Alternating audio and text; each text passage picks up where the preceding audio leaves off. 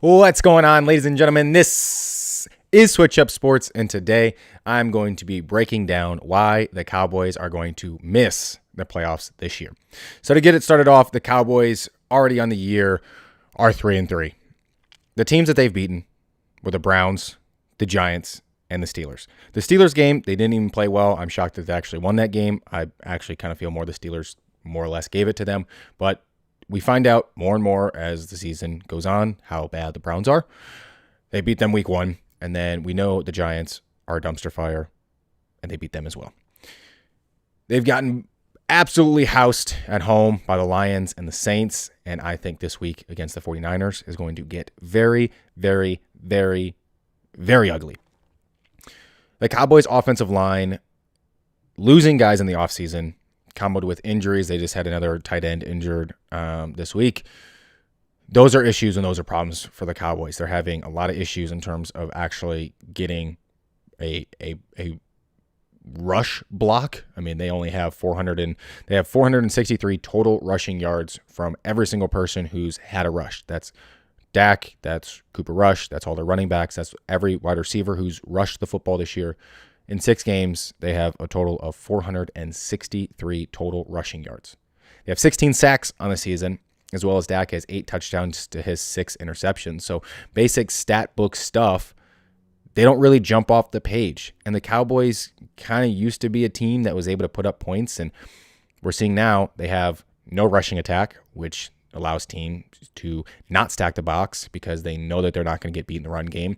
So they're allowed to put all their pressure, shift it over the top to CD because that's really the only threat. And Dak is now being forced to throw the ball into windows that really aren't there. And I'm not going to say it's entirely Dak's fault. I'm not going to say it's entirely the offensive line's fault or Mike McCarthy or even Jerry Jones. But what the Cowboys are doing is just downright bad football.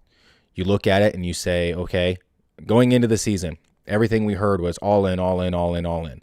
That's not the case because they didn't go all in. They went all in on some of the pieces that they had, but because Jerry decided to wait into the summer and sign Dak late and sign CD late, he overpaid for them for what he could have gotten them on for earlier in the year. That also hamstrung them when it came time to making other moves, which is why they didn't bring in any other people, which is why they weren't able to bring in a competent running back. Dowdle is fine, but he's not a number one. Zeke is well past his prime. We saw that before when he left the Cowboys the first time. We saw it when he was with the Patriots. We know he's past. It's over with. That's an issue. You can't rush. If you can't rush the football, you can't control the clock. And now it's fully reliant on Dak. We're seeing what's going on right now. Yeah, they didn't have much of a rush game last year, but they had a competent offensive line.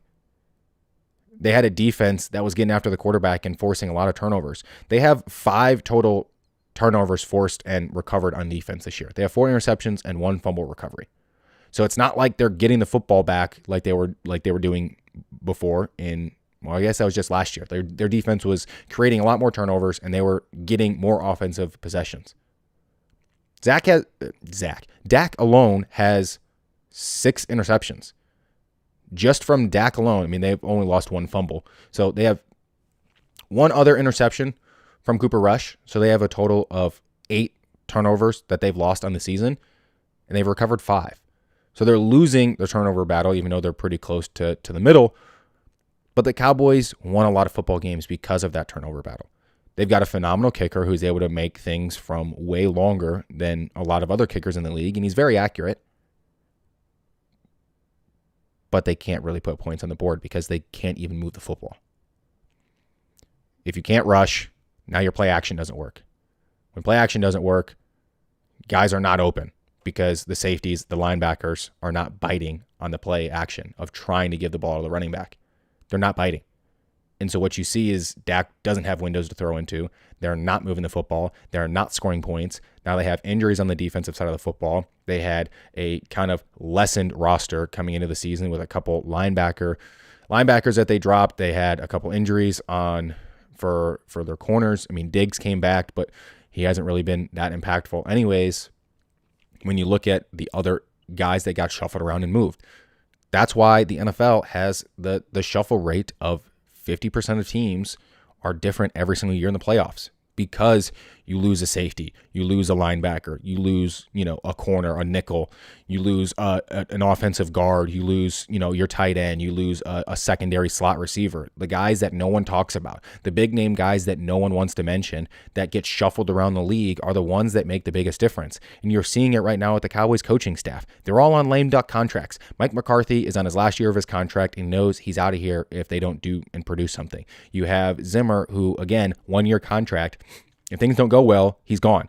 So their defense isn't as good because they completely changed their terminology. So you have brand new terminology. You have to install all of that. Your main guy in Micah Parsons is out with an injury. You have Lawrence, who I believe is still out with an injury. So you've got your two main guys that are supposed to be on the defensive line, that are supposed to be there to give you that pressure, to force the issue on the quarterback, to allow your cornerbacks and safeties to be able to jump on some of these routes and get interceptions and be able to force turnovers, whether it be from strip sacks or just sacks in general. The Cowboys aren't doing that because they're not getting a pass rush, which means that wide receivers are running wide open because the quarterback has time to stand there and throw the football. I think it's going to get really ugly this week. I think the 49ers, they always beat up on the Cowboys, but I think this is one of those games that, like, the Cowboys, this is a big deal. Like, they have to go into it, but, like, I don't think they can do it. They're just not talented enough. They just don't have the actual potential. People talk about the Cowboys like they're a really, really good team, but they're not. Like, yes, they've won 12 games the last 3 straight years, but what do they really produce from it? You, again, go and look at all the teams that they beat with winning records, and it just doesn't exist. You look at this year. Okay, congratulations. You beat the Steelers on a really ugly Sunday night football game that was delayed and had some other issues, and there were some things that kind of went their way that probably shouldn't have. You beat the Browns, and you beat the Giants. The Cowboys have lived with the dysfunction in their own division. The Commanders, when they were, the past few years, have really been an up and down team, have really not been a very good team at all.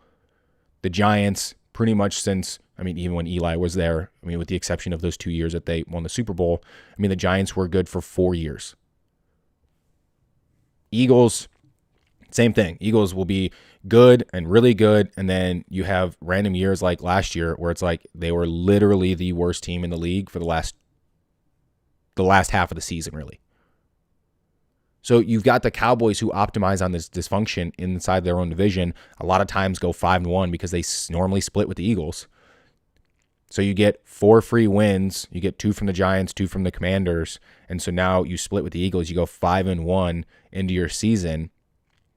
Okay, well, there's only 11 other games that are played. If you can, win 6 of those 5 games, there's 11 wins.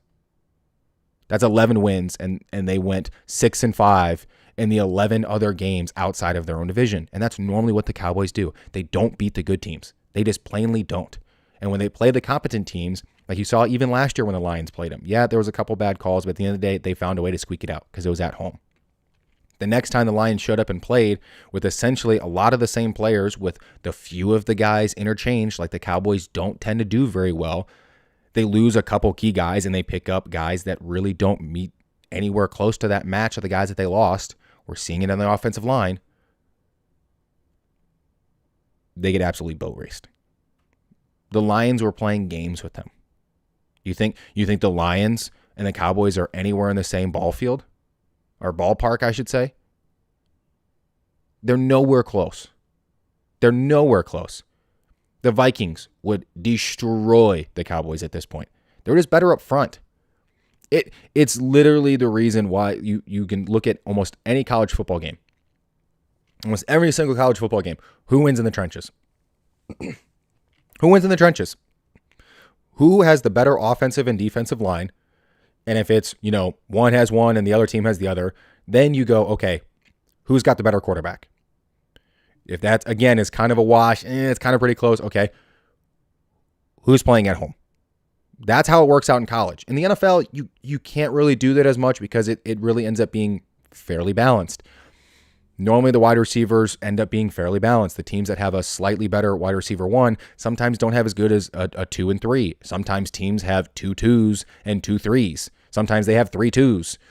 That's just the way that some of these teams are constructed. And the way that Dallas is constructed is they're very top heavy.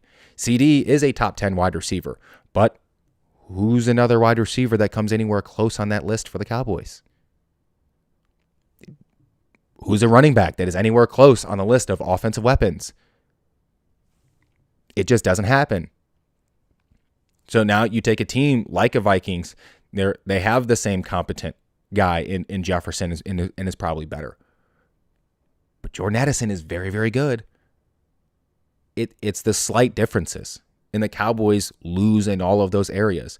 All of the areas where like they used to have a slight edge in a handful of years ago when Dak was on less of a contract and they didn't have to worry about spending so much money in some of these places.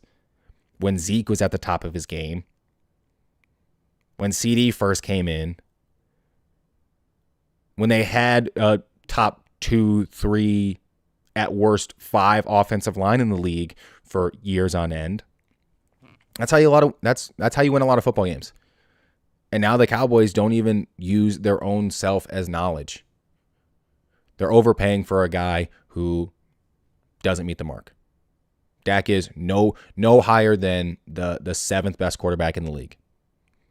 He's no worse than the 14th, maybe 15th. That's just case in point. And you can't pay an average guy the most money and expect to win. Just doesn't happen. Cowboys are going to miss the playoffs. They're going to get absolutely housed by the 49ers this week because they're just not a very good team. That is that. There wasn't really much going on today in the sports world. As you can tell, this is a live show, but it just kind of depends on what's going on in the news cycle. And you know what? The Cowboys, being here in town, have spent some time being over at their practice facility in and around the Star, and just people and the fans in this general area. You talk to them, they're not happy. They don't think it's very good. And they talk about it. They see it on the screen. It's rough. It's really rough. But the media and some other people think that the Cowboys, are going to be just fine. I do not think they're going to be just fine. Again, they're going to miss the playoffs. They're going to get beat this weekend. I think the 49ers put them in their place. The 49ers look pretty good and button their stuff up because, honestly, they lost to the Chiefs, who are top in the league. Meanwhile, the Cowboys are struggling with teams who aren't really that good. If you want to think, hey, getting absolutely destroyed by the Lions shows anything, then you know what? I think it really does. I think some of the other flaws that they have in there also show that. But who knows? Maybe we'll get a better news cycle tomorrow. I'll talk a little bit about the Thursday night football game, a little bit in depth, a little bit of a preview before we get into the weekend. But I will see you guys there in that one. But until then, stay cool. We'll see you.